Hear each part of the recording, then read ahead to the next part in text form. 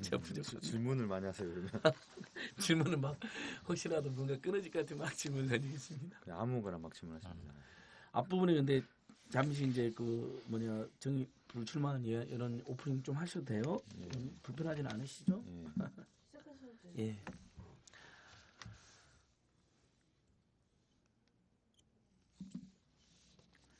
네, 시작할게요. 잠깐 43회죠? 42회. 네, 헷갈려. 자. 시민 여러분 안녕하십니까? 참여대 팟캐스트, 참된 팟캐스트, 참 재밌는 팟캐스트를 제안하는 참팟 42회째가 돌아왔습니다. 예, 오늘은 여러분도 잘 아시죠? 예전에 판사님 하시다가 그만두시고 정의당 국회의원도 지내시고 또 정의로운 법조인 중에 한 분으로 널리 알려져 계시는 서기호. 저희는 이제 현역 의원 같은데 어느덧 전 의원이 되셨습니다. 서기호 전 판사님, 서기호 전 의원님이 참여연대 오셔서 최근에 그 정관 예우라든지 법조 비리 문제 때문에 우리 국민들이 어떤 분노와 걱정이 많은데요. 그 부분에 대해서 잘 알아보도록 하겠습니다. 그래서 서기호 전 의원님 오늘 스튜디오에 오셨습니다. 와. 예, 안녕하세요. 반갑습니다. 서기호 전 의원님 맞으시죠? 예, 전에는 서 의원이었는데 지금은 전 의원으로 성이 바뀌었습니다. 예, 좋습니다. 서기호 전 의원님 오셨고요. 여러분들도 뭐 많이들 기억하실 거예요. 예전에 이제 뭐 약간 권력 비판적 트윗을 리트도 하셨다고 그런 것으로 막 탄압도 받고 법원에서도 이렇게 사실 쫓겨나다시피 하셨는데 그런 그때 이야기도 좀 이따 좀 여쭤볼게요, 의원님. 네. 예, 오늘 함께 오신 이야기 손님은 우리 참여연대에서 권력감시 분야를 총괄하고 있는 박근영 공동사무처장님 나오셨습니다. 박근영 처장님도 인사해 주십시오. 예, 안녕하세요. 박근영입니다. 와, 이렇게 환영 우리끼리. 반갑습니다. 반갑습니다. 예. 예. 얼마 전에 두 분이 그 정관예우 법조비리 토론회도 같이 하셨었잖아요. 네, 요즘 서울 변호사협회랑. 요즘 같이. 너무 자주 보는 것 같아요. 예. 사법개혁 동지? 국회의원으로 계실 때도 사실은 저희가 이것저것 의견을 여쭈기 위해서 도움을 또 청하기 위해서도 많이 뵀는데 아쉽게 좀 된 것 같은데 이제 또 나와서도 아마 법원 안에 근무했던 경력을 저희가 좀 많이 도움을 받아야 될 것 같아요. 서 의원님이 좀 시민의 입장에서 사법개혁 뭐 이런 거 할 때 국회 안에서 더 일도 많이 하셨겠지만 밖에 나와서도 아마 더 잘해 주실 거라고 기대합니다. 박근영 처장님도 워낙 사법개혁의 전문 분야 많이 하셔가지고 네. 뭐 주거니 국회의원 박근혜 하면서 많이 저도 도움을 받았습니다. 그러니까 우리가 특히 이제 판사나 검사 출신 의원님들 중에 오히려 이런 법조의 오랜 관행을 막 옹호하고 비호하는 분들 있지만 또 우리 정의당 의원님들 또 야당 일부 의원님들은 그런 걸 혁파하자고 시민단체랑 손잡고 같이 해주셔서 그분들 때문에 저희가 많이 힘을 얻었는데 두 분이 그 이야기를 잠깐 해주신 거로 이해를 해주시면 될 것 같고요. 일단 뭐 아예 그냥 단도직입적으로 그 의원님 좀 이따 개인적인 거 궁금한 거 여쭤보더라. 뭐 서울 변호사협회랑 참여연대랑 또 의원님도 참여해서 그 정관예우 법조비리 문제 이렇게 심층적으로 자담해도 그래서 언론 보도 많이 나왔는데 최근에 이제 계속 이런 일들이 터져가지고 국민들 사법에 대한 불신이 더 커지는데 판사님까지 하셨었고 또 법조인 한 사람이라서 굉장히 안타까우셨을 것 같은데 그때 이제 거기서 했던 말씀 중에 뭐 브로커가 나한테도 접근하더라 뭐 이런 취지로 기사가 많이 났었습니다. 그런 이야기도 한번 해주시면 도입부에 우리 의원님 어떤 문제의식이라든지 약간 그 기사가 약간 과장됐다는 이야기도 있던데. 예. 이게 이제 법조 브로커가 직접 예. 저한테 접근했다는 그런 취지보다는요. 사무실을 이제 변호사 사무실을 이제 개업하려고 예. 여기저기 알아보고 있는 중에 이제 전관 출신 변호사들과 법조 브로커 간의 어떤 유착 관계가 어느 정도인지 이런 것들을 많이 들었었고요. 예. 소위 말하면 사건 수임료의 30% 정도를 이제 떼주는 관행이 있는데 그렇게 소개료를 이제 브로커에게 이제 흔히 사무장이라고 표현도 하거든요. 예. 해줘야 형사 사건이 많이 수임이 되고 그 사건들은 보통 한 사건당 뭐 5천만 원, 1억 이렇게 넘어가거든요. 그러면은 이제 한 사건만 수임해도 상당히 돈을 많이 벌게 되죠. 근데 민사 사건은 보통 한 사건당 기본 착수금이 500만 원 정도에서 출발합니다. 예. 그러니까 민사 사건보다는 형사 사건에 더 이제 전관 출신 변호사들이 관심을 갖게 되고 또 그 형사 사건들 중에 그렇게 법조 브로커를 통해서 소개받은 사건들은 또 30%를 떼줘야 되기 때문에 떼줘면서까지도 이렇게 유치하려고 하는 것은 그만큼 고액 수임료를 받을 수 있고 여러 사건들을 수임할 수 있다. 이런 장점 때문에 이제 전관 출신 변호사들이 좀 쉽게 유혹이 넘어가게 되는 구조인 것 같습니다. 근데 그렇게까지 이제 많은 돈을 받고 전관들을 쓰려고 하는 분들이나 또 전관 변호사님들이 그렇게 받아서 실제로 전관 예우라는 게 우리 참파 주제 나와 있는 건데 현관하고 이렇게 뭔가 좀 음습한 거래 또는 음습한 영향 이것 때문에 문제가 되는 거 아닌가요?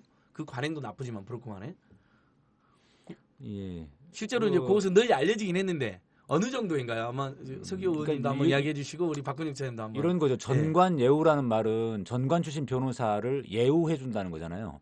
그러니까 현직 판검사들이 전관 출신 변호사가 사건을 수임해서 수사나 재판에 변호인으로 참석을 하면 그분 사건에 대해서 특별히 혜택을 준다는 겁니다. 그러니까 그것이 좀 약간 단순한 또 혜택을 주는 정도, 편의를 봐주는 정도, 어떤 사건을 조금 더 빨리 선고해 준다든지 뭐 이렇게 약간의 재량의 범위 내에서 위법은 아니지만 조금 더 선처를 더 해준다든지 예를 들면은 뭐 징역 1년을 선고할 것을 징역 10개월로 선고한다든지 뭐 이런 거는 법적으로 허용된 범위 내에서니까 위법은 아니거든요.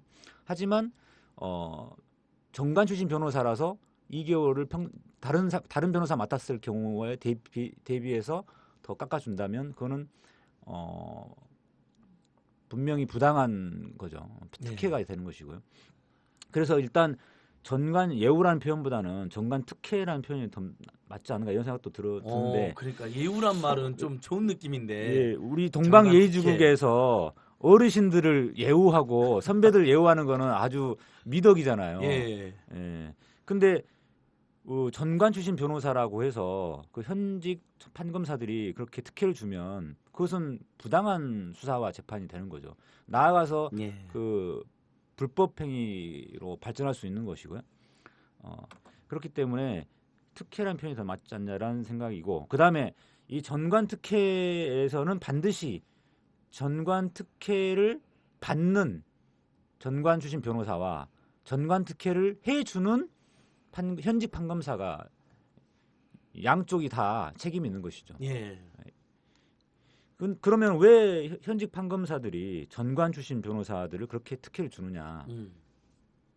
그것은 우리나라 사법 시스템이 일단 판검사 임용이 됐다가 뭐 몇 년 근무하고 이 사람들이 이제 변호사로 개업을 해서 전관 출신 변호사가 돼서 돈을 버는 이런 구조가 되다 보니까 현직 판검사들이 나도 언젠가는 저분들처럼 변호사가 될 텐데 이런 생각을 한다는 거죠. 어떤 같은 가족 같은 그런 기분을 갖는다는 거예요. 팔은 안으로 굽는다고. 물론 전관 출신 변호사라고 무조건 다 그렇게 특혜를 주는 건 아닙니다. 아는 전관 변호사, 친한 전관 변호사 이런 경우에 그게 작동이 되는 그 특혜가 작동이 되는 거죠. 그러니까 브로커들이 꼭 그렇게 접근한다고 하더라고요. 그 아는 사이다, 잘 아는 사이다라고 해서 그 이제 피고인이 될 처지에 놓여 있거나 피고인이 된 분들한테 돈을 받아내고 30%는 자기가 챙기고. 맞습니다. 실제로 그랬는데 보니까 방금 의원님 말씀하신 것처럼 혜택을 받고. 근데 이제 혜택이 생각보다 적으면 그게 문제가 되기도 하고, 이번에 정은호 사건은 뭐 생각보다 자기가 풀려나는데 안 풀려나가지고 뭐 일이 어그러지면서 발단이 됐다는 이야기도 있던데, 일단 대체적인 구조는 우리가 이해를 했고요. 우리 박근영 차장님께서도 그동안 우리 참여연대에서는 계속 또 시민단체에서는 이런 전관, 일단은 말은 전관 이후에 전관 특혜로 바꿔야겠네요. 뭐 그것이 더 정확한 표현일 것 같아요. 예, 사실 그러니까요. 예우라는 게 너무 긍정적인 이미지가 있으니까 예. 좀 바꾸는 게 맞을 것 같고요. 뭐 지금 뭐 정관 예우 문제 하면 이제 법적 브로커 이야기가 꼭 끼는데 사실은 법적 브로커 문제에는 그 변호사가 어떤 사람을 고를 수 있느냐에 대해서 시민들이 이제 아는 정보가 너무 없죠. 그러니까 무슨 사건이 당했을 때 어떤 사람이 사건을 잘 처리해 줄 수 있는지를 찾고자 하는 거는 이제 인지상정인데 어떤 사람이 어떤 사건에 있어서 아주 유능한지에 대한 정보들을 일반 사람들이 참 얻기는 어렵죠. 그러다 보니까 뭐 저기 같은 값이면 더 다웅치마라고 잘 모르는 사람 중에는 뭐 이왕이면 정관 출신을 소개해주는 법조 브로커들의 유혹에 일반 시민들도 사실은 편성을 할 수밖에 없는 뭐 구조가 되는 것 같고요.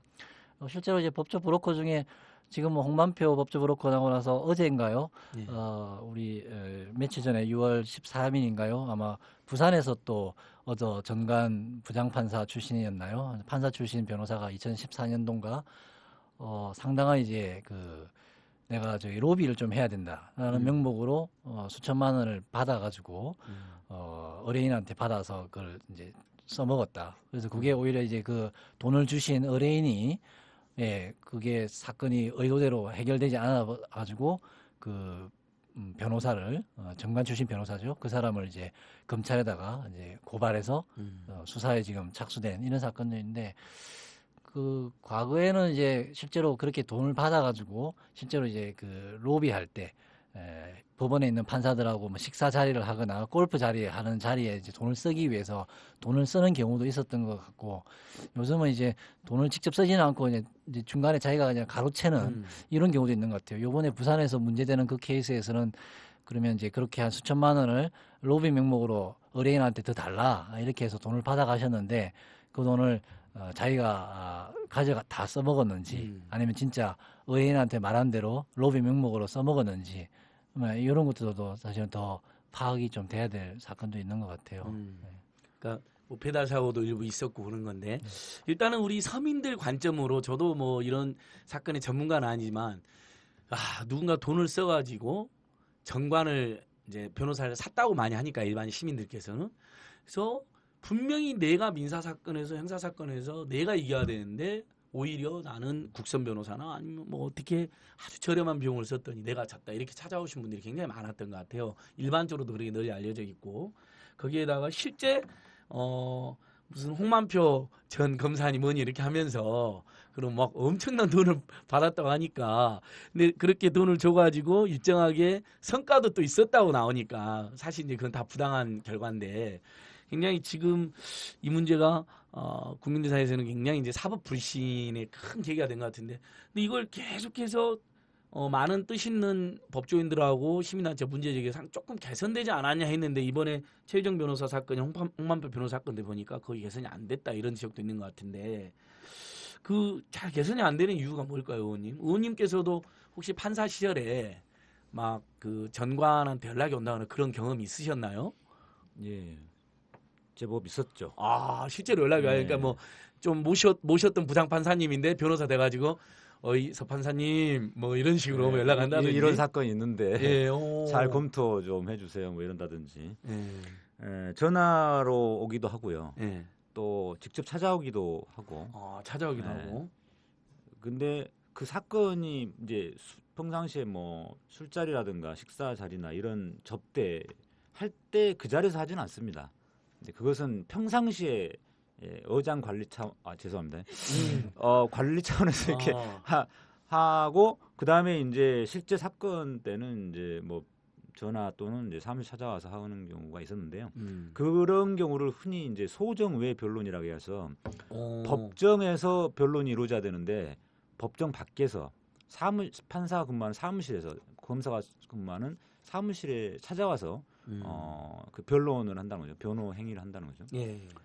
그래서 대법원에서는 그런 행위를 금지시키려고 판사가 근무하는 사무실에 스크린도어를 대부분 설치를 해놨어요. 2007년경부터 그게 설치가 시작됐는데 그러면서 이제 뭐 자기 방 드나들듯이 이렇게 찾아오는 경우는 많이 줄었습니다. 근데 이제 요즘 스마트폰도 있고 하니까 이제 자유롭게 친한 판검사한테는 스마트폰으로 바로 하겠죠. 예. 그리고 이제 검사들 같은 경우는 이제 특히 그 몰래 변론이라고 해서 요즘 홍만표 변호사나 또 최규일 전 중앙지검장 과거에 작년에 있었죠. 그 수임료 안 내고 전화로 막 변론, 몰래 변론, 전화 변론, 그렇죠. 변호인 선임서를 안 내고 전화로 하는 거죠. 그러니까 전화로 부탁하는 거를 이제 전화 변론이라고 하고, 이제 몰래 변론이라는 것은 이제 선임서도 안 내면서 전화로 하거나 찾아오는 거를 이제 몰래 변론이라고 하는데요. 그럼 몰래 변론을 하게 되면 이제 선임서를 제대로 안 하다 보니까 사건 수임을 안 한 것으로 집계가 되고, 그만큼 이제 부가지세는 탈세가 되는 거죠. 자동으로. 소득세에서도 탈루가 이러고 부가가치세도 탈루도 그렇죠. 있고 이중 탈세네요. 예. 그런 형태로 하다 보니까 이제 검찰 출신 변호사들이 특히 이제 몰래 변론을 더 많이 하게 됩니다. 판사 출신들은 대부분 이제 법정에 출석을 하는 재판에서 변호사 활동 많이 하니까 그 경우는 무조건 변호인 선임계를 낼 수밖에 없게 돼 있죠. 예. 그래서 뭐 지금 말씀하신 이제 소정의 변론하고 예를 들면 뭐 선임계 미제출 상태에서의 몰래 변론 뭐 이런 게 두 가지 형식으로 많이 이루어지는데, 사실은 전관이라는 사람 자체가 없지 않는 이상은 법정 앞에서 또는 공식적인 수사 과정에서, 그러니까 변호인이 입회하는 수사 과정에서 전관 출신이 그 변호인으로 등장을 하면 현직에 있는 검사나 뭐 판사가 사람이기 때문에 저는 뭐 역량을 원천적으로 막을 수는 분명히 없다고 생각해요. 근데 이제 문제는 최소한 그런 소정의 변론이라고 하는 거는, 예를 들면 피고가 있는 사건 있잖아요. 원고와 피고가 있는, 상대방이 있는 사건에서 보면 나의 상대방의 사람이 판사하고 또는 검사를 따로 만나서 나는 만나지 못했는데 따로 만나서 다른 기회로 뭔가 이야기를 건넸다라고 하는 것을 나중에 알게 되면 이거는 매우 부당한, 공정하지 않은 재판이나 수사가 진행되는 거다. 이렇게 이제 논란이 되는 거죠. 실제로 뭐 소정의 변론을 했다고 해서 뭐 부당하게 처리를 안 하는 사건이 있을 수도 있지만은, 설령 처리를 그렇게 하지 않았다 하더라도 나는 법정에서만 공식적으로 또 공식적인 이 서류로만 의견을 냈을 뿐인데, 상대방 측에서는 전관 변호사가 다른 경로로 이렇게 의견을 내고 판사에게 접촉을 했다고 그러면 이거는 이미 재판의 공정성이 깨지는 거기 때문에 그런 투명성이라 할까, 그걸 보장하는 게 매우 중요한 것 같고요. 마찬가지로 선임계 내지 않고 먼저 이렇게 의견을 내는 것도 그거는 검사들 같은 경우에는 뭐 피해자가 있을 수 있고 또는 일반 국민 전체에 있어서 보면은 공정성을 깨트리는, 몰래 하는 행위이기 때문에 지금 이제 두 가지죠. 하나는 이제 선임계를 내지 않고 몰래 변론하는 경우에 우리가 과태료 수준으로 내는데, 우리 서 의원님도 좀 이따 더 잘 말씀해 주시지만 그거를 이제 형사처벌 수준으로 좀 더 강화해 보는 건 어떠냐. 그러면 조금이라도 억제 효과가 있지 않겠냐. 뭐 이런 생각을 이제 많은 사람들이 하고 있고, 또 소정의 변론 같은 경우에는 선임계를 내고 이제 하는 경우죠. 선임계를 냈는데 법정에서 또는 상대방도 받아보는 어떤 서류, 판사도 보고 상대방도 받아보는 서류로 하는 게 아니라 전화 변론을 한다든지 다른 경로로 만나서 하는 경우에 있으면 일종의 그런 경우는 이제 접촉이죠. 그래서 재판정 외에 접촉하는 경우에는 그 접촉 사실을 상대방에게도 통지를 해주는 방식. 그래서 저 정관 변호사하고 우리 사건을 담당하는 재판부하고 나는 몰랐던 자리에서 나는 몰랐던 전화통화 수단으로 의견을 교류를 했구나라는 거를 재판의 한쪽도 알게 하는 이런 방법은 좀 있으면 어떻겠냐. 이제 그런 아이디어들을 이제 지금 갖고 있는데, 그래서 검사나 법관이 어떤 이해관계인이라 할까, 또는 뭐 재판의 상대방이 되는 사람, 또는 잠재적으로 상대방이 될 수 있는 변호사하고 접촉을 했을 경우에 그 접촉 사실을 그 검찰 내부에서 또는 법원 내부에서도 신고도 하고 상대방이 있으면 상대방에게도 고지를 의무화시키고 만약에 고지하지 않은 것이 나중에 적발되면 뭐 적절한 수준의 징계나 또 처벌이나 과태료나 이런 조치가 좀 이루어지면 그런 소정의 변론이라고 말씀하신 몰래 만나서 접촉하는 것도 좀 억제 효과가 있지 않을까 그런 네, 생각이 안 그래도 오케이. 그 내용에 대해서 제가 법안을 발의했었죠. 19대 그것도 때? 있었죠? 19대 네. 때. 그러니까 서기 의원님 그 아무래도 정관 이후 일반 정관 특혜 근절 법안으로 서기 의원님, 정가빈 의원님, 김관현 의원님, 뭐 임내연 의원님 등 다 이제 19대 의원님들인데요. 이분들이 내셨다라고 이렇게 알려져 있거든요.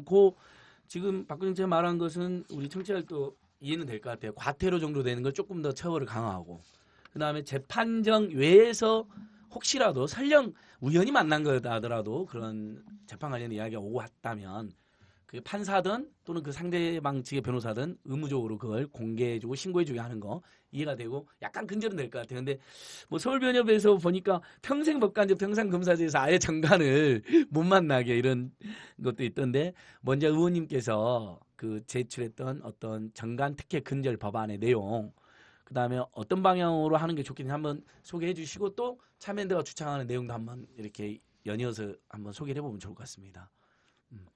박근혜 수사님이 말씀 잘하셨는데 그 접촉 그 판검사가 전관 출신 변호사 등을 이렇게 만났을 때 또는 전화를 받았을 때 예. 그것을 이제 법원장이나 검사장에게 보고하도록 하는 내용이고요. 예. 그걸 보고 안 하면 과태료를 예. 처분하고 징계도 받을 수 있겠죠.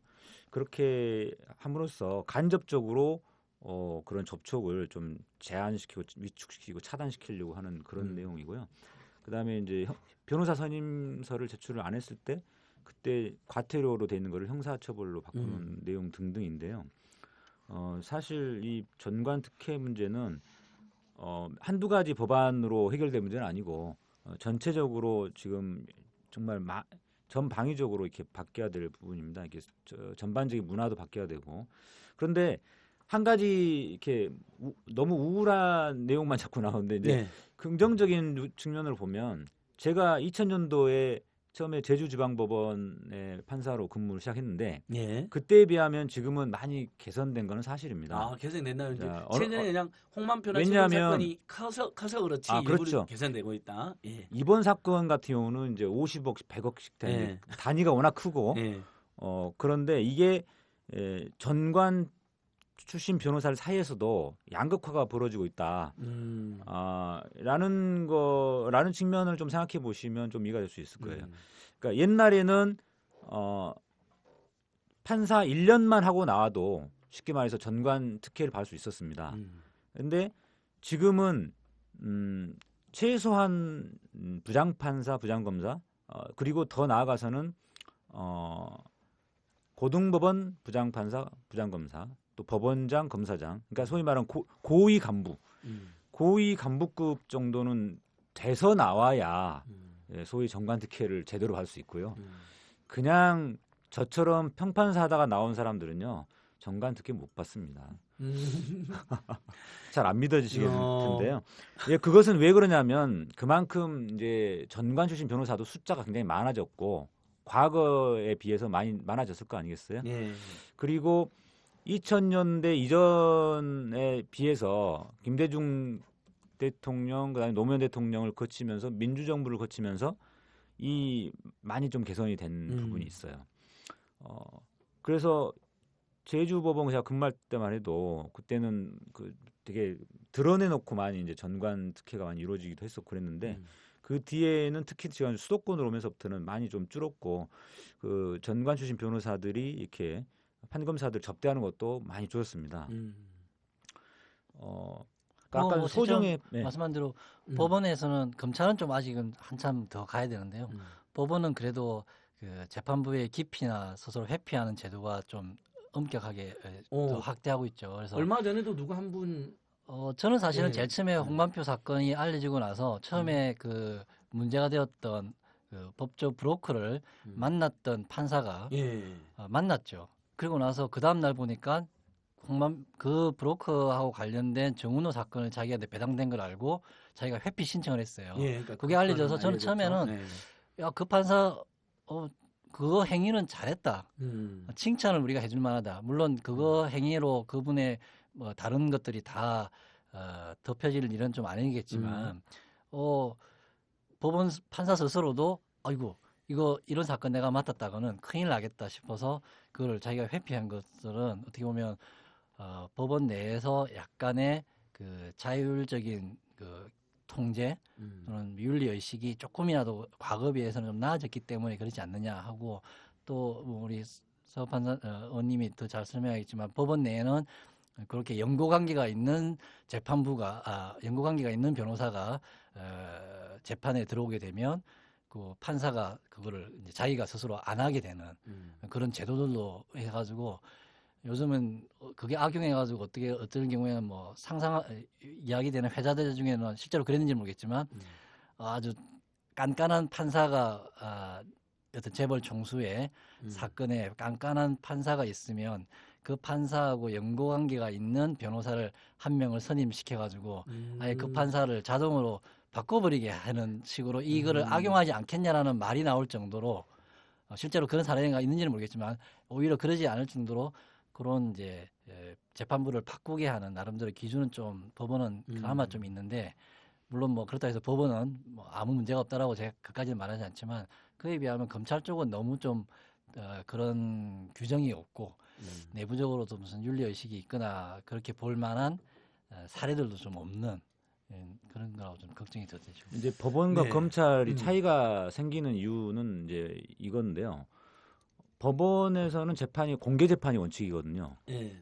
그래서 변호사가 법정에서 출석을 해서 변론하는 내용도 다 공개되고, 그리고 소정의 변론을 많이 금지하는 조치들이 많이 이제 이루어져 있는 상태고요.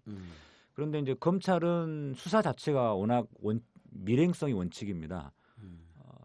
그리고 사람이 구속되냐 마냐 이거를 결정되는 데가 바로 검찰 수사 단계잖아요.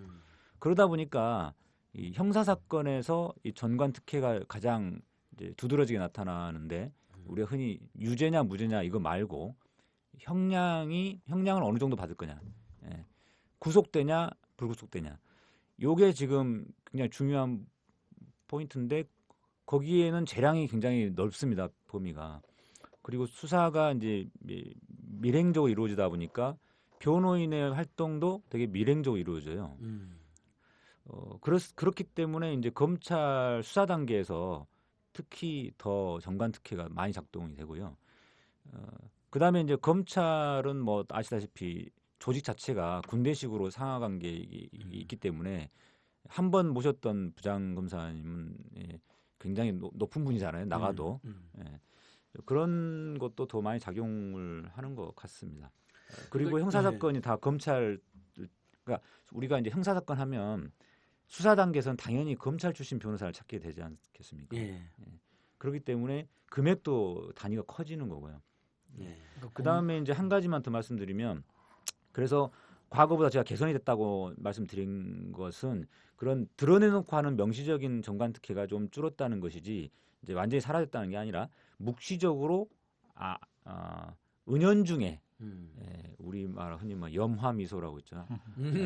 알아서 눈만 닦게 이심전심으로 이렇게 전관 특혜를 해주는 이런 묵시적인, 그리고 아주 심하게 하지 않고 뭐 예를 들어서 옛날 같으면 뭐 1년 정도 깎아줬다고 치면 지금 한 2개월 정도만 한다든지, 그래서 그 정도로 이제 눈에 보이지 않게 뭐 그런 측면에서 조금 개선된 측면이 있다는 것이고요. 그래서 이런 일이 벌어지면 그리고 현직에 있는 판검사들이 과거보다는 좀 그런 전관 출신 변호사들에 대해서 특혜를 그렇게 이제 안 해주려고 하는 그 경향은 있습니다. 윤리식 높아진 건 좀 사실이에요. 왜냐하면은 그분들이 옛날에는 다 나도 저분들처럼 뭐 나중에 변호사 될 텐데 이런 생각 때문에 좀 쉽게 해줬다고 치면, 지금 현직 판검사들은 끝까지 평생 판검사 하려는 분들이 되게 많아졌고요. 변호사 개업해도 별로 특별히 많이 못 본다더라 요즘. 뭐 그런 게 많이 정착이 돼서 소위 말하는 이제 평판사 평검사들은 좀 덜합니다. 그런 측면에서 조금 개선됐다는 걸 말씀드리는 네네네. 거예요. 예, 박근영 차장님도. 조금 더 뭐 음. 이 부분에 대해서는 청취자분들 중에 또 잘 그런 게 있냐라고 생각하실 수 있는데 있는 분이 하나가 지금 뭐 우리가 경력벽간제라고 하는 걸 우리나라에서도 몇 년 전부터 시행하고 네. 있어요. 그러니까 기존에는 이제 20대 후반이든 또 늦어도 뭐 30대 초반에 사법연수원을 수료하고 나면 그 중에서 성적이 좋은 분들이 이제 법원을 예를 들면 판사로 가시죠.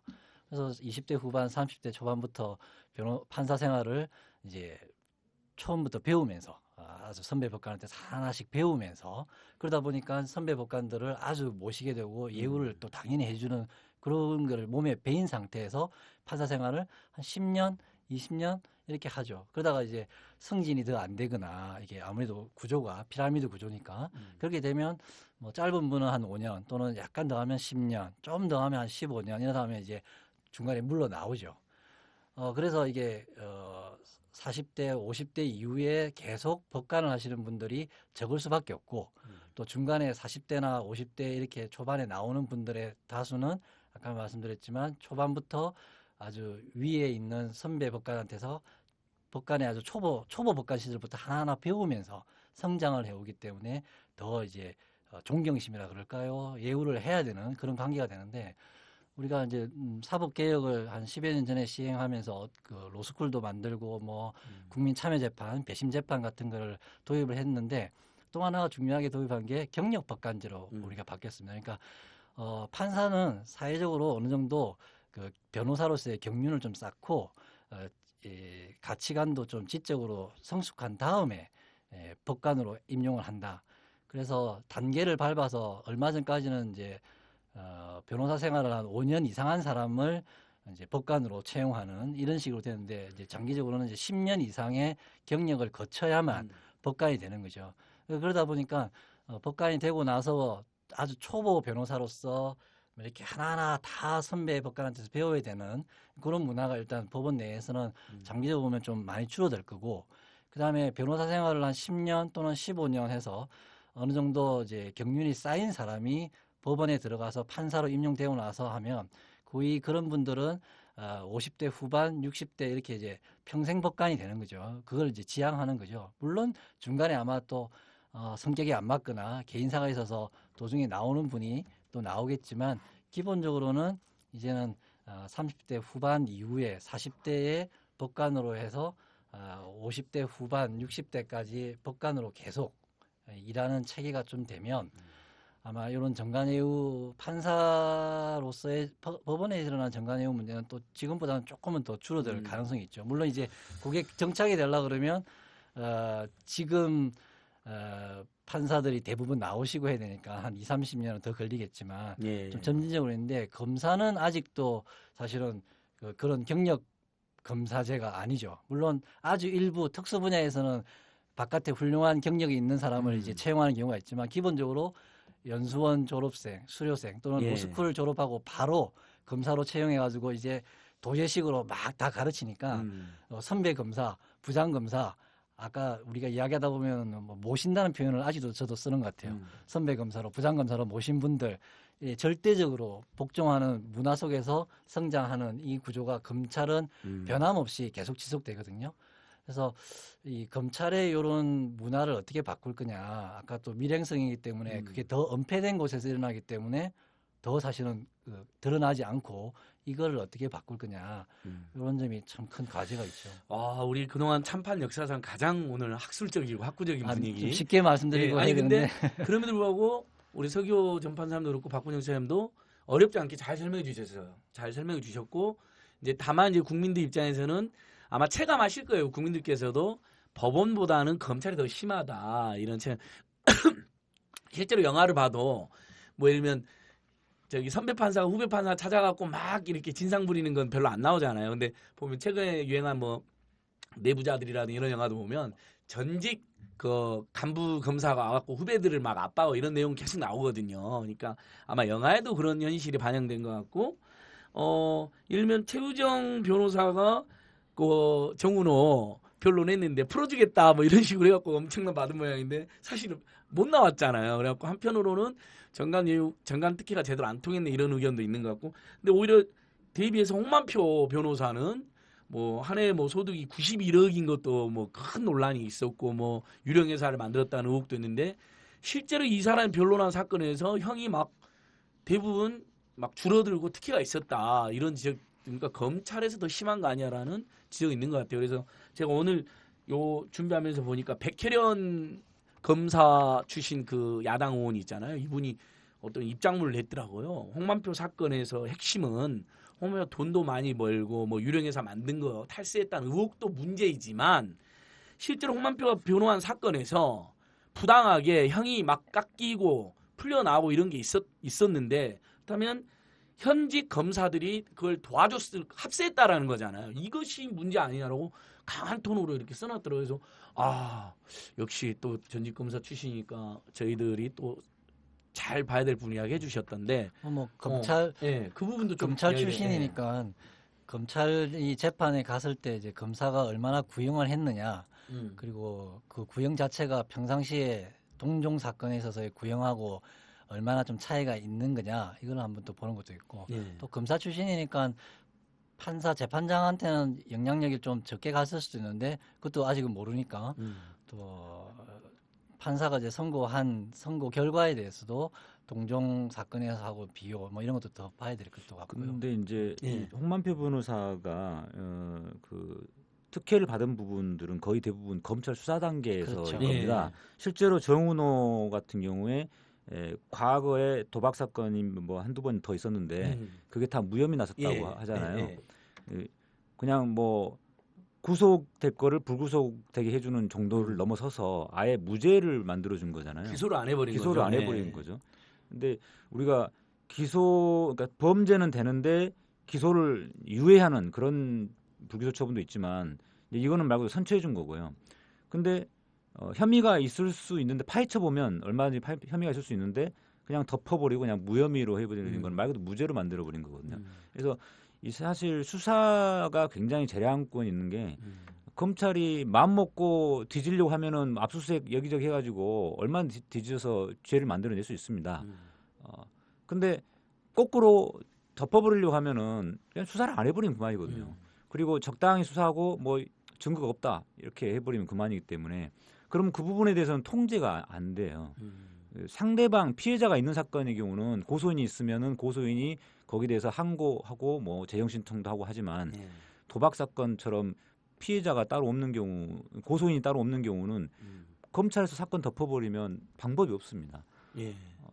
그렇기 때문에 이 검찰 수사 단계에서 이 밀행적으로 이루어지는 그 부분에 대해서 많이 파헤쳐야 되는 부분이고, 그 다음에 홍만표 변호사 사건은 이제 언론에서 나오지만은 단순한 법 정관 특혜나 정관 비리를 넘어서서 예. 권력형 비리다 이런 표현도 쓰잖아요. 예. 왜 이런 말이 나오냐면 일반적으로 전관 특혜를 받는 변호사들은 대부분 유통기간이 1년이라고 합니다. 1년 또는 2년. 왜냐하면 현직에서 나와서 이제 딱 1년 정도, 2년까지는 이제 종전에 근무했던 분들과 인맥도 있고 또 그 다음 1년, 2년 후에는 또 다른 정관들 출신이 또 나오기 때문에 이제 약발이 떨어지는 거죠. 근데 이 홍만표 변호사는 5년 갔다는 거예요. 5년. 그러면 이거는 어떤 현재 권력과 밀착관계가 있지 않으면 불가능하지 않냐라는 것이고, 실제로 우병우 청와대 민정수석과 친분이 있다고도 네. 하지 않습니까? 과거에 홍만표 변호사와 우병우 수석이 노무현 대통령 수사 당시에 중수부의 수사기획관과 일과장으로 호흡을 맞췄었다고도 예. 하고요. 그래서 현직에 있는 판검사들도 그렇고 전관 출신 변호사 사이에서도 혀를 끌끌 찼다. 너무 했나? 너무 해먹는다. 해먹었다. 한 해 거의 100억 가까운. 그러니까 액수도 액수지만 5년간 해먹었다는 게 5년간이요. 참 심한 거죠. 다른 그러니까 이거는 정관들의 기회도 박탈하고 말이야. 예, 이거. 그래서 이거는 전관 특혜나 전관 비리를 넘어서서 예. 권력형 비리 수준이다. 그래서 이게 특검 이야기도 나오는 거죠. 현직 뭐 고위 검사들이 오히려 도와줄 수도 있다 이런 거잖아요. 뭐 우리가 그렇습니다. 사실 저희 뭐 시민단체라고 해서 뭐 함부로 의혹을 제기하는 게 아니기 때문에 사실관계를 특정하지는 못하지만 그런 의혹. 그러니까 백혜련 의원 이야기도 그거더라고요.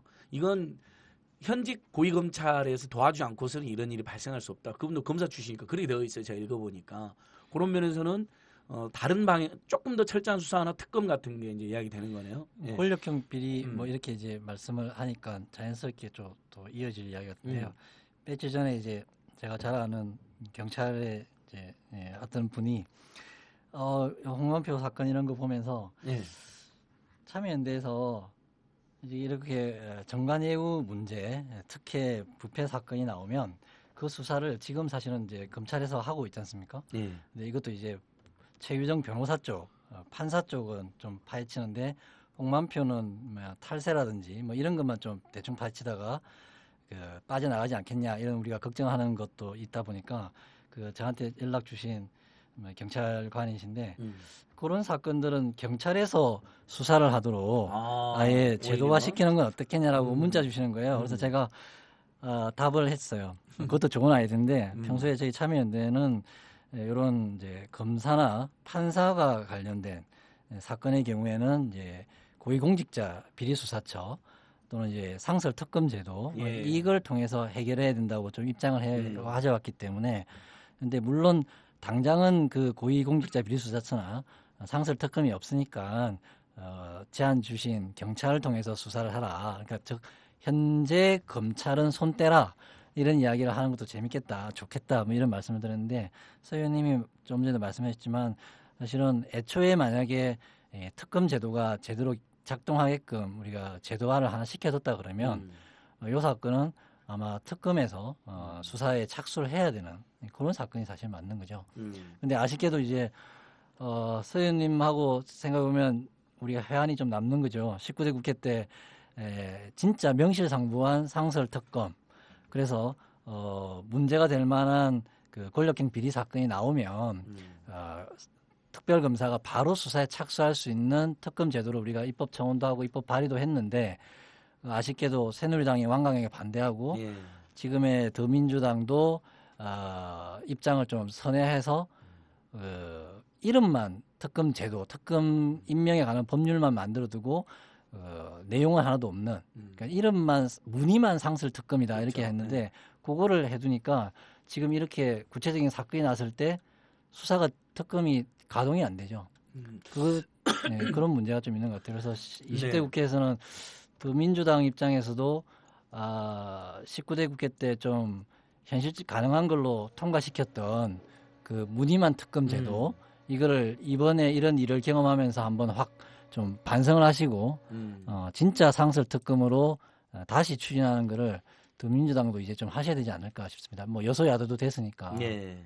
우리 뭐 참여연대가 아주 그 출범 당시부터 20몇 년간 해쳐온 상설특검제 또는 고위공직자 비리조사처 고비처라도 하는 사람도 있고 고공처라고 하는데 박근영 선생님 잘 설명해 주신 것 같습니다. 의원님 19대 때 정말 좋은 법안도 많이 내고 여러 가지 활동해 주셨는데 일부 진전은 있었고 나아지긴 했다지만 그런 본질적인 대책들은 이제 아직도 통과가 안 됐으니까 굉장히 아쉬운 상황인데 이번에 20대 의원님 같은 분이 들어가셨어야 되는데 어떡하죠? 지금 예. 좀 참 우려되는 점이 예. 바로 그건데요.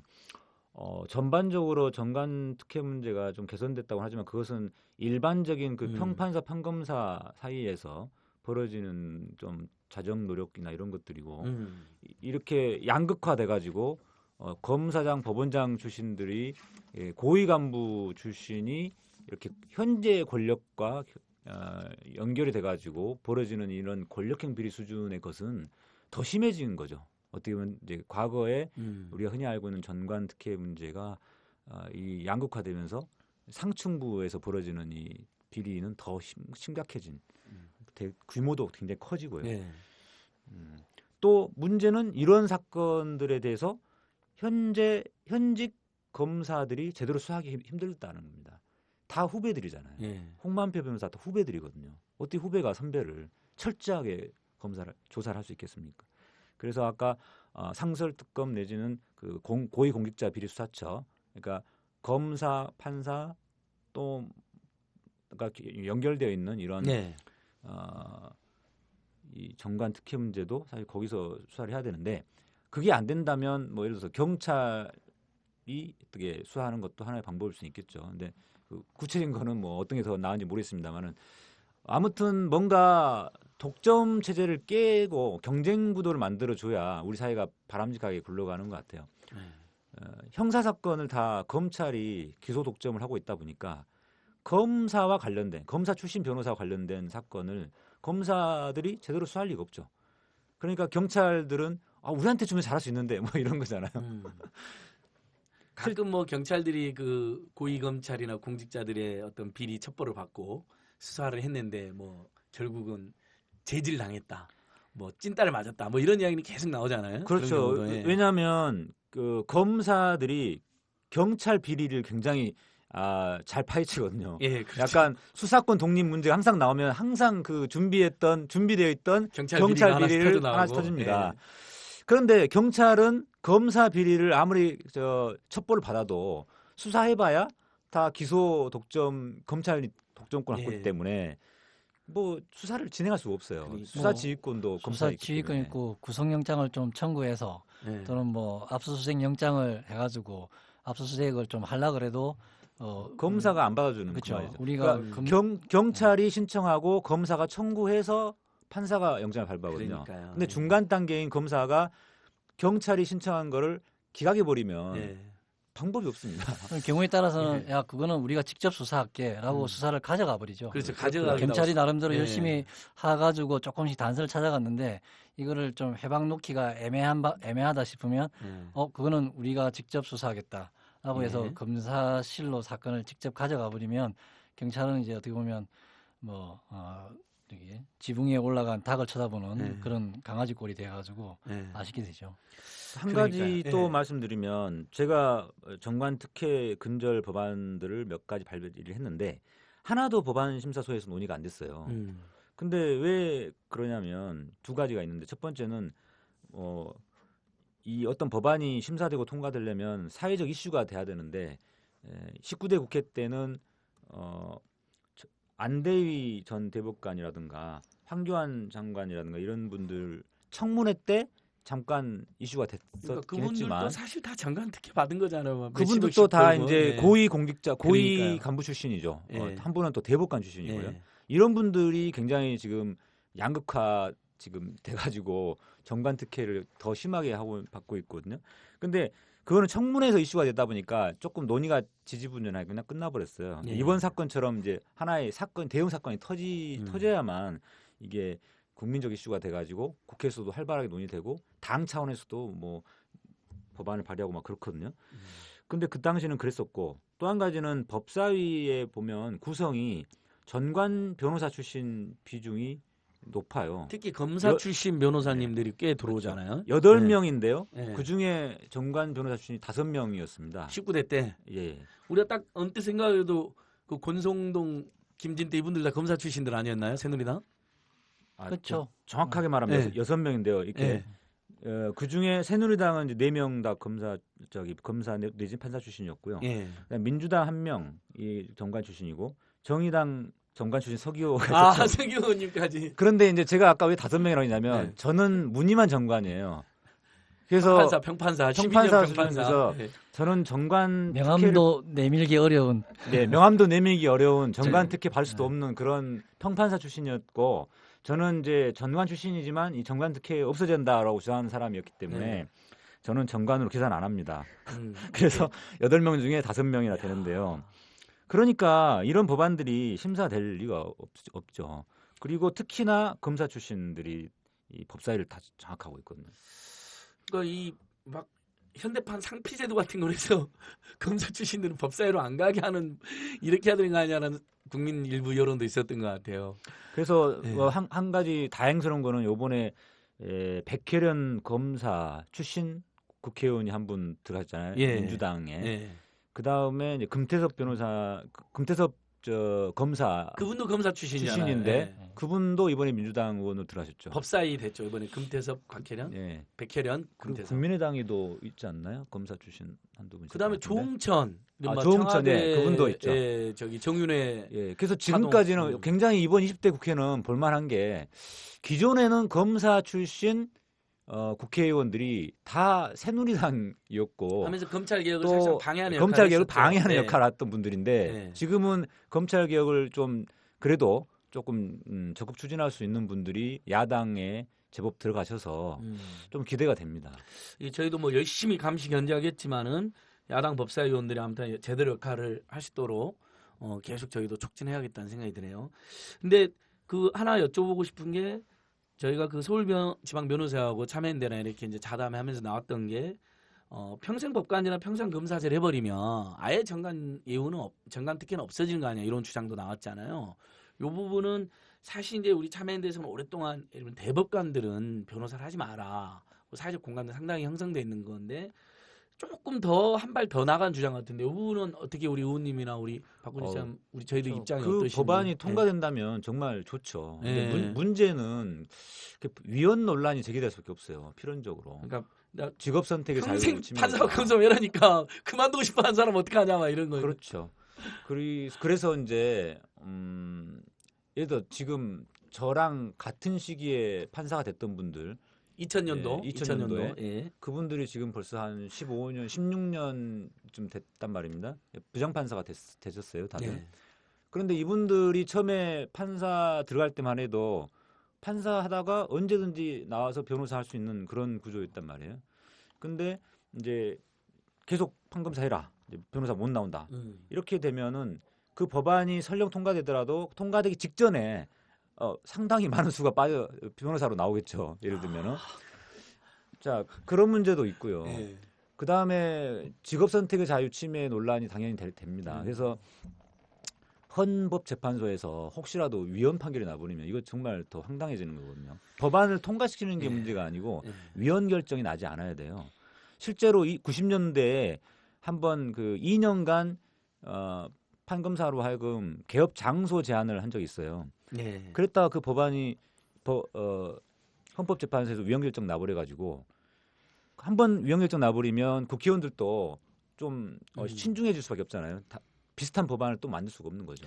그리고 저도 헷갈리는데 그래서 2년에서 1년으로 줄어들었나요? 저도- 그때는 네. 개업 장소 제한이었어요. 그러니까 북부지방법원 앞에서 거기서 근무했던 분은 그 앞에다가 개업을 하면 안 된다. 예. 이런 거였고요. 지금 이제 2011년도에 만들어진 법안은 1년으로 기한은 하되 수임 제한입니다. 수임. 그러니까 사건을 그 북부지방법원 사건을 맡지 말라는 거예요. 장소는 어디다 개업에 상관없다.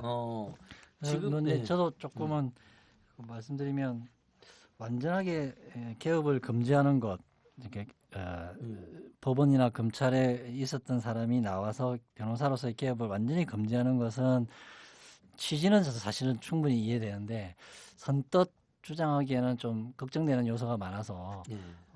아직 조금 신경을 더 써보고 있는 중이고요. 근데 그 잠깐 뭐 우리 90년대 개업 금지 자체가 사실은 위헌이 났던 거는 금지시키는 것 자체가 뭐 과도하다 이런 거라기보다는 형평성의 문제 있었어요. 그때는 예를 들면 오히려 법이 이상하게 만들어 가지고요. 경력이 더 짧은 사람을 오히려 금지를 시키는 그런 이상한 법이 만들어져 있었어요. 그래서 그거는 그 논란이 이제 지금 논쟁하고 조금 다른 포인트 때문에 있는데요. 어쨌든 그때 한번 경력을 오히려 짧은 사람을 개업을 금지시키는 이런 거는 오히려 형평성에 맞지 않다라고 헌재가 위헌 결정을 내리니까 그게 자꾸만 회자되면서 이 수임 금지 규정 이게 이제 2011년도에 통과되는데 요 한 10여 년 동안 근거가 다른데 사례가 다른데 과거에 위헌 결정 그것 때문에 수임 금지 수임을 제한하는 요구 하나 통과시키는데도 너무나 방해 요소가 많았던 그게 생생해요. 그나마 2011년도에 겨우겨우 이제 수임 제한 금지도 아니에요. 수임 제한하는 법이 좀 통과된 것도 그래서 그때 정말 이제 한 곱이 크게 넘겼다라고 했던 기억도 나는데요. 물론 그 수임 제한 조치가 알고 보니 또 구멍이 좀 많이 있구나 이런 걱정이 사실 들죠. 그 중에 하나가 예를 들면 홍만표 변호사가 이분이 마지막에 근무를 몇 년을 한 곳이 어디냐 그러면 대검이에요. 근데 대검 수사기관. 그렇죠. 예. 근데 홍만표 변호사가 정은호 사건도 마찬가지지만 나와서 수임한 사건들은 대검 사건들이 별로 아니었어요. 예. 왜냐하면 검찰 수사는 기본적으로 대부분은 지검에서 하니까. 지검에서 시작되니까요. 예. 게다가 지금은 대검에 직속되는 대검 중앙수사부는 없어요. 예. 그래서 대검에서 상당하게 대검에 올라가서 검사장급이라든지 뭐 직급이 높은 검사직을 맡은 사람들은 대검 사건을 수임을 해봤자 수임을 할 사건이 없어요. 대부분은 서울중앙지검 사건 또는 뭐 저기 서울 남부지검 사건 이렇게 되는데 지금 현재 규정에 따르면 대검에서 근무했던 사람은 나와서 1년 동안 대검 사건을 못 맡는다 되어 있으니까 서울중앙지검 사건은 얼마든지 맡을 수 있는 거예요. 대법관으로 나온 사람은 1년 동안 대법원 사건을 수임을 못 한다고 되어 있는데 대법원 말고 서울중앙지법 사건 수임을 해버리면 돼요. 지금 이 수임 금지 수임 제한 변호사법이 이제 2011년도에 만들어진 게 그런 허점이 있는 게 활용이 되고 있는 거죠. 그래서 요번에 사실은 제도 개선할 것들을 우리 서울지방변호사에서 주장하시는 것처럼 아예 검찰 법원에 있던 사람은 나오면 아예 개업을 못하게 하는 방안에 대해서는 조금은 저는 걱정이 있지만 어쨌든 사회적으로 한번 토론을 해봐야 될 것도 있고 지금 말씀드린 것처럼 현재 있는 수임 제한 규정도 구멍이 너무 많다. 요거를 예를 들면 그 대검 출신은 대검이 소재하는 지역 그러면 서울에 있는 사건들 전부 다 대검뿐만 아니라 서울 고검 사건 고검은 근데 사실은 수사 기능을 별로 안 하니까 사건이 별로 없을 거고 서울 중앙 남부 동서남부 요 지검 사건은 못한다.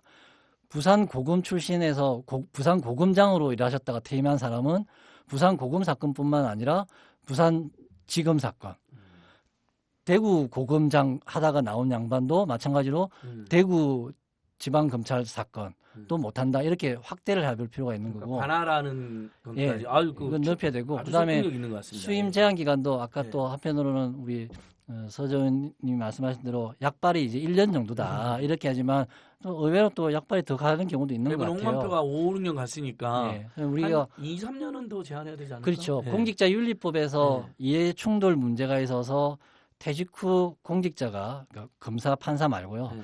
일반적으로 하여튼 공직자가 퇴직 후에 이해관계가 충돌이 있는 사기업에 취업하는 것을 제한하는 기간은 지금 3년으로 돼 있거든요. 예. 그러면 우리가 정관예우도 사실은 이해충돌 문제, 공무원의 현직 공무원의 업무 공정성에 영향을 주겠다 이거를 때문에 수임을 제한하는 거니까 그러면 지금은 수임 제한을 1년만 못하게 돼 있어요. 퇴직한 이후에 1년 동안 수임을 일정 기간 제한하는데 그 제한 기간도 공직자윤리법하고 취지가 똑같으니까 3년 정도 늘리자. 뭐 이런 것도 해볼 수 있지 않을까. 물론 뭐 이거 한다고 해서 또 빠져나가는 구멍 예. 얼마든지 있을 것 같은데 좀 손볼 구멍들이 더 있는 것 같아요. 예. 아까 초반에 말씀드렸지만 우리 서 의원도 말씀드렸고 저도 말씀했지만 소정의 변론하는 경우에 일종의 접촉 신고 의무화, 뭐 선임계 미제출 변론에 있어서는 처벌 수준을 과태료 수준이 아니라 형사처벌 수준을 올린다. 뭐 이런 것들도 좋은 아이디어 같고요. 그러니까 형사처벌 받게 되면 변호사를 못하게 되나요? 제한하게 되나요? 변호에서. 제가 그 변호사 등록을- 자격 규정인데 네. 아예 자격이 상실되는 그렇죠. 수준이 있으니까. 예. 집행유예 판결 받으면 그게 몇 년간인가요? 그게 제한될 겁니다. 예, 그러니까요. 이제는 그 권영욱 변호사님 그래가지고 아예 법조인을 못하게 되는 거 아니라 사람들이 걱정했었거든요. 그 집시법으로 계속 잡혀오고 그러니까. 자, 일단 지금 박근영 처에 말씀하신 건 굉장히 설득력이 높은 것 같아요. 그러니까 그 대검이나 대법관 이분들이 주로 정관예우를 많이 받는데 고위 간부들이 오히려 지검이나 고검 또는 지법 고법 사건 아니란 이유만 그 대검 사건 아니란 이유만으로 적용도 안 받는 거 해결하고 아예 적용받게 관할했던 데는 그다음에 공직자윤리법상에 똑같이 3년으로 정도. 그러니까 뭐 유통기한 1년이라 하지만 저희들 그냥 일반인이 보기에도 그래도 한 2, 3년은 영향을 끼치지 않겠습니까? 후배들이 남아있는 왜냐면 1년 전에 다 인사가 나는 게 아니잖아요. 조금 더 오래 있는 분도 있고 그러니까 후배들이. 그래서 요 정도만 고쳐줘도 물론 이제 청취자들께서는 어이 참여연대가 평생 법관지 평생 검사지 시원하게 밀어붙이지 이렇게 하신 분도 있을 것 같은데 그 취지는 저희도 이해를 한다고 분명히 우리가 말씀드렸고요. 다만 혹시 또 이혼 판결 나오고 그럴 수도 있으니까 잘 따져보자는 거였고 의원님 이렇게만 우리가 화끈하게 다 해버렸으면 좋겠지만 안 되더라도 이렇게 하나씩 갔으면 좋겠는데 어떠세요? 그다음에 저희가 참여연대가 주장했던 대법원이나 검사장 이런 고위 암튼한 검사나 판사들은 아예 변호사 개업을 못하는 게 제한적으로 이런 건 가능하지 않을까요? 사회적 합의도 좀 있는 것 같고. 저도 19대 국회 때 예. 그런 문제들 때문에 우선 대법관부터 네. 변호사 개업 금지를 추진해 볼까 이렇게 생각을 했었고 그 관련 법안을 냈는데 그조차도 대법관들로 하여금 무조건 이제 변호사 개업 금지 이렇게 하면은 또 위헌 논란이 될 거기 때문에 네. 또 더군다나 판사 출신이 돼가지고 위헌 가능성 높은 법안을 발의하면 되냐 뭐 이런 논란이 또 제기될 수 있어서 전면 뭐 개업 금지는 아니고 이렇게 뭐 5년간 그러니까 3년간 사건 수임 금지. 예, 사건이라도 예, 사건 뭐 자문을 대법원 해주는 사건을 건 뭐, 예. 이제 3년간 수입 금지. 그러니까 일반적으로 지금 현재 정관예우 보면 1년이었잖아요. 예. 대법관에 대해서는 3년으로 하는 그리고 이제 5년간은 그 단독 개업만 가능하고 합동으로 이렇게 하지 못하도록 했는데 예를 들면은 뭐 이렇게 고용 변호사 한 명을 두고 이렇게 해가지고 고용 변호사가 하는 것처럼 하고 사실은 자기가 본인이 뭐 전화 변론을 한다든지 이런 경우가 많아서 예. 그런 것들을 제한하는 형태로 약간 우회적인 방법으로 법안을 발의한 게 있습니다. 예. 그래서 하여튼 이 변호사 개업 금지 문제는 참 우리가 심정적으로는 전면적으로 개업 금지시키고 싶은데 사실 다른 나라 사례에서도 보면 법으로 금지시킨 경우는 거의 또 없는 것 같고 그래서 저희도 내부적으로 좀 많은 의견을 모아봤는데 제한적으로 예를 들면 뭐 대법관 조금 더 넓혀서 법원장급 또 검찰총장 말고 검사장급 검사장이 꽤 숫자가 많거든요. 예.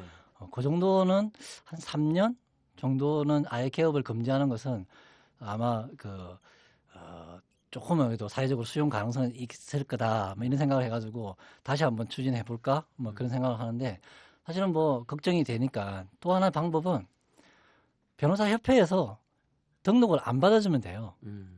예를 들면 변호사 협회라는 걸 등록을 해야 이게 변호사로서 이제 개업이 가능하고 사건도 수임하고 하는데 변호사 협회에서 속된 표현을 하면 미쳤다 생각하시고 우리 정관 변호사들, 우리 국민들의 이게 사법에 대한 신뢰 보호를 위해서 정관 변호사들은 등록을 몇 년 동안 안 받아버리겠다라고 하는 거예요. 그런 강단 있는 스스로 또 법조계 이 법률과 사회 스스로의 신뢰를 확보하기 위한 자율적인 규제, 자율적인 행보를 취하는 방법도 있다. 그러면 아마 분명히 그럴 거예요. 등록을 안 받아주면 내가 무슨 징계받은 것도 아니고 내가 뭐 법적으로 하자 있는 신분도 아닌데 왜 등록 안 받느냐 해가지고 소송을 제기할 거예요. 소송 제기하시라 그래요. 그래서 소송을 1년, 2년 가는 거예요. 그러고 만약에 또 질 거예요. 아마 대한변호사협회가 초기에는 질 수 있어요. 그 다음에 또 하면 또 그거를 등록을 거부해서 다른 케이스에다가 또 소송을 몇 년 끄는 거죠. 그렇게 해서 치사하게 자율 규제를 스스로 하겠다고 변호사협회에서 무리하지만 이렇게 한다고 했는데 그거를 또 고위 법관 출신이 나와가지고 소송을 제기해가지고 나 변호사하게 해주세요라고 법원에 달려가냐 그거 정말 모양 빠지는 꼴이다. 모양 이렇게 빠지죠. 네. 사회적으로 법조계 내에서 모양새를 계속 만들어가는 거죠.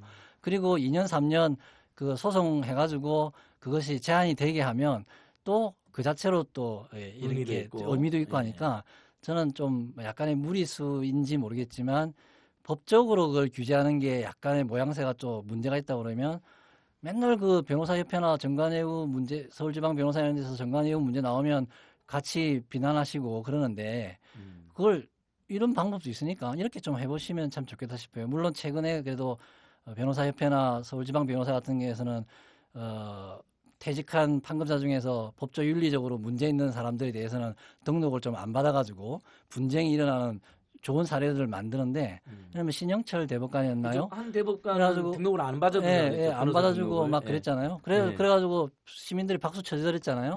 그런 것처럼 아예 정관 출신의 경우에는 미안하다.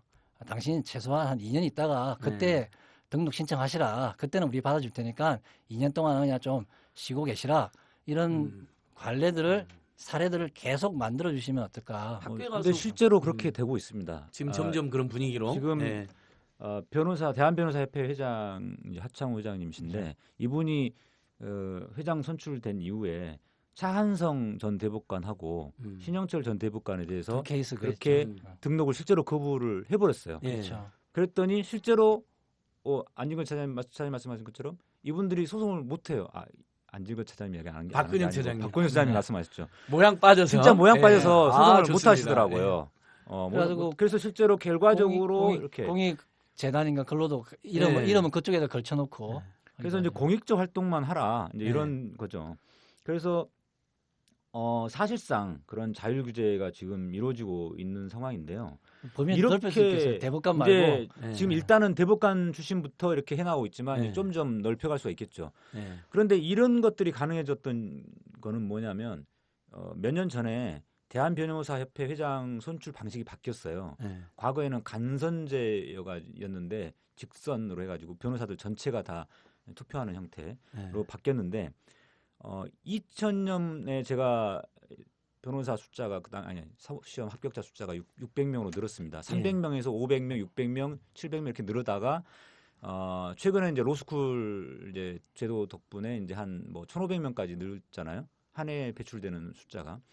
그러다 보니까 이제 변호사 숫자, 즉 정관 출신이 아닌 변호사들이 훨씬 더 많아졌어요. 이제 90년대까지만 해도 전관 출신 변호사가 더 많았습니다. 예. 왜냐하면 그 당시는 300명을 사법시험 합격했는데 그 중에 한 100명에서 150명 뭐 이 정도까지는 그 판검사 임용이 됐거든요. 예. 그러니까 그분들이 또 나중에 변호사가 되니까 전관 출신 변호사가 제법 됐었고 그분들이 전관 변호사들이 이 대한변협 회장을 거의 장악을 했었어요. 예. 서울지방변호사회에도 마찬가지고. 그런데 이 전관 출신이 아닌 변호사들이 훨씬 많아지면서 몇 년 전부터는 그것도 직선제로 바뀌면서 예. 이제 벌써 서울 변호사 회장님도 지금 4년째 거의 3, 4년째 비전관 출신. 예. 그것도 30대, 40대 젊은 변호사가 지금 회장으로 선출됐고요. 대한변협 회장님, 하창호 회장님은 이제 이 전관 특혜 근절에 굉장히 의지를 갖고 있는 공약을 분이세요. 내세우고 공약까지 예, 내셨던 예. 분이고 그러다 보니까 이렇게 강력한 이제 규제 자율 규제를 하고 있는 거여서 제가 봐도 지금 대한변호사협회 서울지방변호사회에서의 자체적인 규제 이런 것들이 굉장히 중요하고 앞으로 기대가 좀 됩니다. 예. 또 한 가지 더 추가하자면 이제 그쪽 대한변협에서 이제 저희 대법관 청문회 할 때마다 저한테 요청이 들어왔던 게 그 변호사 개업 않겠다. 나중에 약속을 받아라. 예. 예. 대법관 퇴직한 이후에 변호사 개업하지 않겠다라는 약속을 좀 받아달라. 인사청문회 서약서를 아예 과정에서, 예. 서약서 서면화해가지고 가져오시고 그랬는데 그래서 이제 최근에 이제 청문회 하면서는 그 대법관 후보자들이 그렇게 질문을 국회의원들이 하면 뭐 그렇게 뭐 개혁하지 않겠습니다 이렇게 조금 약간 말끝을 흐리면서 약간 좀 어쩔 수 없이 좀 하는 답변하는 그런 게 있었는데요. 그다음에 한 가지만 더 이야기하면 예. 이 홍만표 변호사나 최종 변호사처럼 과다하게 수임료를 받는 경우에 이거를 적정한 수임료를 기준을 정해서 대한변협 내부에서 자체적으로 그 범위를 넘어서서 받으면 그 징계를 한다든지 그것도 그냥 가벼운 징계 말고 중징계를 해서 뭐 몇 달 동안 또는 몇 년간 변호사를 못하게 한다든지 이런 강력한 조치들을 변호사협회 자체적으로 해버리면 이것은 그 뭐 위헌 논란이 제기가 안 되는 거거든요. 그래서 법적으로 생기는 위헌 논란을 피해갈 수 있는 방법이 변협의 역할이 매우 중요하네요. 예. 중간에 끼어들어서 아니요, 우리. 예능 프로그램에는 중간에 언제 잘 끼어드느냐가 예능감의 중요한 포인트인데 오늘 너무 우리 학습들이 아닌데요. 겨가지고. 아까 이거는 꼭 이야기하고 싶어서 사실은 서 의원님이 잘 말씀해 주셨지만 지금의 대법관 인사청문회에서의 단골 주제는 대법관 끝나고 나시면 개업하실 겁니까 됐으면 단골 주제가 되는 과정에 저는 개인적으로는 되게 뿌듯하게 생각해요. 저도 이랬지만 우리가 2000년 4년 5년부터 그거를 캠페인을 했었어요. 그래서 그때 현직 대법관들한테 계속 편지 보내서 예. 퇴임 앞두고 있는 분들한테 편지 보내가지고 좀 개업하지 말아주세요. 정중하게 부탁드립니다. 막 그런 제가 편지 보내기 캠페인도 참여한 데가 2000년대 중반에 몇 년 했고요. 그다음에 퇴직한 법원장급 이상 분들이 얼마나 사건 수임을 하는지 실태 조사도 저희가 막 하고 그러고 나서 이제 국회의원들한테 좀 몇 차례 하고 막 그래가지고 근데 그게 2000년대 이제 후반 2010년대에 들어와서 또 서 의원님이 말씀하신 활동하신 19대 국회 때 들어와가지고는 그게 거의 정착이 아주 기본적으로 검증을 하는 상황이 돼가지고 되게 좀 뿌듯했죠. 예. 근데 물론 지금은 또 그러니까요. 다시 말씀하신 대로 대충 이야기하고 또 개업하는 사람들이 나오고 다행히 뭐 찬성 뭐 우리 저기 또 찬성 신영철처럼 또 개업을 그대로 하는 양반들도 있어서 안타깝지만 이렇게 시민들이 계속 관심 가지고 하다 보니까 또 그런 일을 밀어붙이는 사회단체들이 계속 있다 보니까 처음에는 그게 되게 생소하거나 아무것도 아닌 게 일반화 관례로 네. 굳어지는 일이 있더라고요. 그러니까요. 실제 제 기억에도 그때 우리 참여연대 사법감시센터가 아주 끈질기게 사법개혁 뭐 고위 법관 감시 그다음에 검찰 개혁했는데 당시 현직 대법관 누구한테 보냈더니 개업 안 했다 이렇게 답을 해줘갖고 화제가 되지 않았나요? 전수환 대법관. 뭐 답도 주신 분도 예. 있고 실제로 뭐 어떤 분들은 한 1, 2년 쉬어가던 분도 있고 예. 그래서 좋았었어요. 저희는. 그러니까 결국은 집요한 노력이 하나씩 오늘 서교 전 의원님께서도 지금 비록 아직도 여전히 고위 검찰이나 고위 법관 출신들의 정관 특혜는 남아있지만 상당히 개선되고 있다. 그리고 그 고위 법관들 사이에서도 이른바 그것들이 이제 약간 비정상적이고 부도덕한 것처럼 인식되는 그다음에 편협의 노력도 촉진하는 그런 방향으로 가고 있다. 굉장히 오늘 진지하게 하다 보니까 벌써 한 70분 됐는데요. 의원님, 차장님 이제 마무리해야 될 것 같아요. 근데 의원님 그 이제 다들 궁금해하시는데 요즘 동향이 오늘 저희 너무 그냥 정관 특혜 이야기만 했는데 그러면 이제 20대 국회는 안 들어가셨고 지금 이제 변호사 개업하신 건가요? 마지막 질문입니다. 예, 변호사 업무를 이제 제가 시작을 해야 돼서 준비 중인데 예. 좀 생각보다 선택의 폭이 좁더라고요. 흔히 뭐 사람들이 저에 대해서 이렇게 국회의원도 했고 하니까 판사 출신이고 국회의원 출신이고 뭐 여기저기서 데려가려고 하지 않느냐라고 말하는 질문하는 분들이 계세요. 전혀 안 그렇더라고요. 제가 대법원하고 맞짱 뜨고 나와서 그런 것도 있는 것 같고 또 정의당 국회의원이었잖아요. 그냥 뭐 새누리당 국회의원도 아니고 민주당 국회의원도 아니고 예. 그래서 그랬나. 그리고 또 법조계가 생각보다 또 이렇게 정치권하고 너무 가까운 거를 좀 꺼려하는 것도 좀 있어요. 예. 개별적으로 이렇게 뭐 변호사 하는 분도 변호사하다가 뭐 정치권에 들어오는 분들이 있지만은 그런 분들은 대부분 이제 뭐 개인 변호사 하다가 이렇게 가시는 경우가 많고 예. 그래서 일단 로펌 쪽에서는 그 생각보다 이제 와달라는 데가 별로 없어서 그 저랑 이제 개인적 친분이 있는 분들 중심으로 이제 뭐 알아보고 있는데요. 그다음에 단독 그 개업을 하자니 그거는 좀 비용 부담이 좀 생기는 게 왜냐하면 단독으로 사무실을 차리려면 이제 직원도 좀 있어야 되고 사무실 임대료도 혼자서 다 임대료도 내셔야 좀 그렇고 예. 그래서 보통 흔히 이제 사무장을 두거든요. 남자 직원으로서 사무장을 두는데 사무장도 이제 두 가지 종류가 있어요. 흔히 말하는 브로커 역할을 하는 30% 수입 사건 소개로 받는 그래서 그분들 흔히 영업사원에 해당되는 영업사무장이죠. 그리고 실제 업무를 주로 하는 이제 서면 작성 대행해주고 이렇게 이런 업무를 주로 하는 이제 사무장도 계시고 하는데 어느 경우든 간에 아무튼 사무장을 사용하게 되면 이제 그런 논란이 생길 수밖에 없고요. 그리고 제가 이제 그런 이제 기득권에 저항해서 뭐 이렇게 뭐 그런 역할을 많이 하다 보니까 아무래도 이제 좀 그런 억울하게 좀 법적으로 당한 분들이 아무래도 찾아오시지 않겠어요. 예. 저한테는. 그런데 사건이 그렇게 많지는 또 않을 것 같아요. 제가 정관용 안 받겠다고 하고 그 30% 사건 그 소개료도 떼주는 거 안 하겠다. 이렇게 하니까 당연히 형사 사건은 저한테 잘 안 올 거고요. 별로 돈이 안 되는 이제 민사 사건 위주로 나올 거 억울한 아니겠어요. 사건, 억울한 분들은 돈 많이 받기 정말 미안한 이런 사건이죠. 공익적 사건이라든지.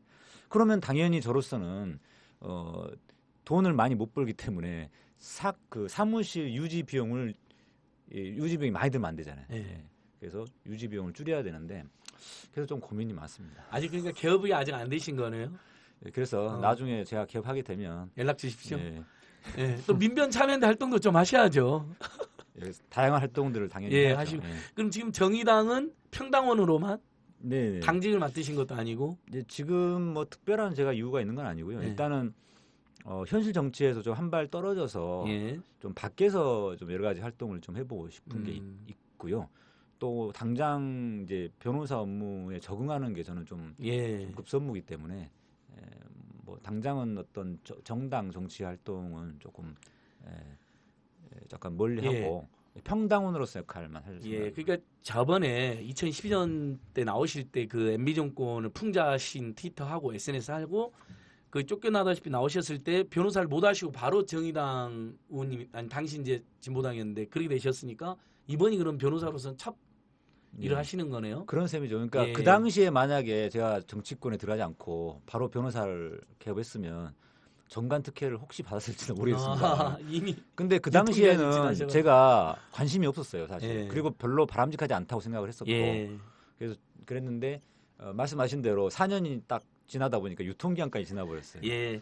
자, 우리 정치자들 또 시민 여러분께서 아마 우리 서기호 변호사님의 또 공익적 변호사님으로서의 새 출발을 많이들 응원해 주실 것 같습니다. 뭐 그러시다가 또 뜻한 바시 잡고 또 좋은 정치를 하시면 또 그때도 응원을 해줄 거라고 믿고요. 오늘 거의 75분간 제가 좀 길었지만은 일부러 이렇게 저도 중간에 안 자른 게 이 정관 특혜 문제, 사법개혁 문제 너무너무 중요하고 우리 국민들이 피해를 실제로 보기 때문에 좀 구체적이고 디테일한 말씀들을 하신 것도 공부가 저도 개인적으로 딱 공부가 됐거든요. 그래서 너무 좋았던 것 같고요.